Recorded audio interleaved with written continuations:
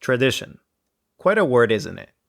Maybe it makes you think about churches and their dogmas, or about government and the way that we have always done it. The word itself brings a lot of baggage to the equation.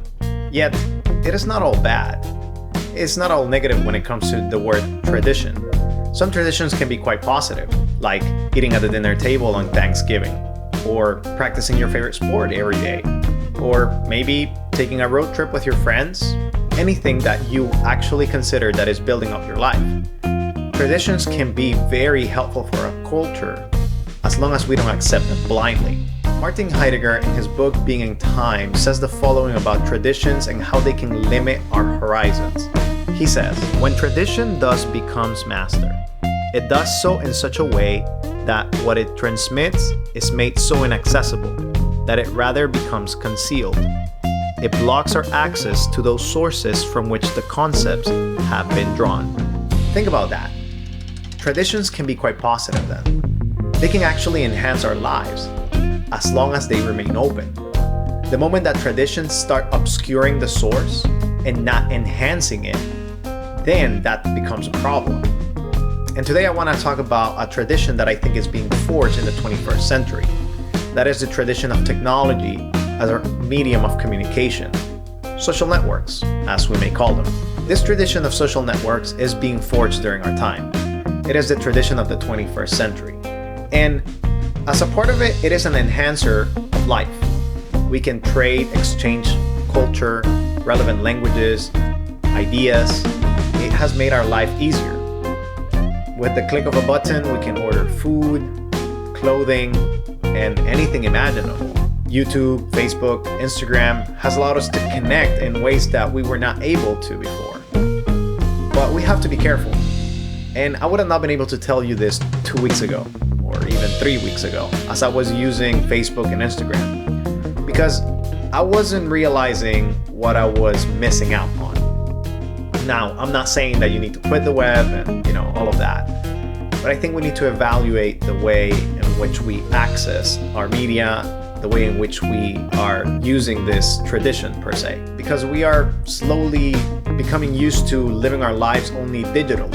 And I think that is obscuring the real source. See, when it comes to our digital lives, when it comes to YouTube, this is not me.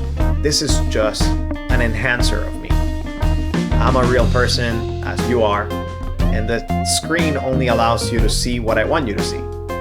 I made a lot of mistakes in this video already, but you cannot see those. So you cannot see the full reality. You cannot see the full picture. You can only see a polished version of myself speaking to the camera.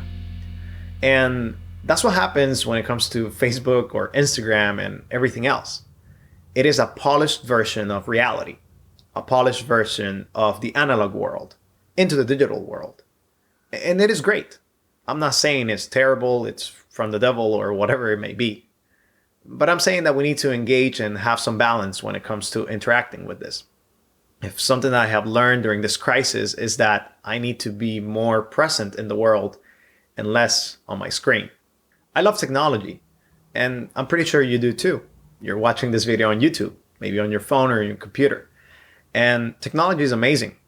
It has enhanced our lives, it gives us information, and I'm an early adopter, and I love doing that. But during these past 3 weeks, as I started to document my life, produce more content, and really realize what's going on out there, I've started to see a different picture, even in my small town. I've been able to see different restaurants that I've never encountered before, parks that I never knew existed. Honestly, it has become a really good experience to reduce my usage of the digital world and be out there exploring and seeing what's out there. Because that's what YouTubers do. That's what Facebook or Instagram is, people in the real world making it look better for us. And while that is positive, we need to see it for ourselves.